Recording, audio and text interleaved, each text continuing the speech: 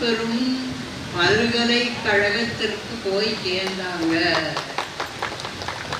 அந்த பல்கலைக்கழகத்தினுடைய பேரு தான் யோகி ராம் சூரத்குமார். அங்கே போய் சேர்ந்து படித்தாங்க.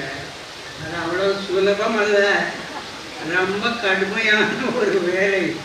ஒரு குருநாதனோட தங்கிறதுன்னா அவரை சிவம் போக்கு சுத்த போக்குன்னு போட்டு இருப்பார்.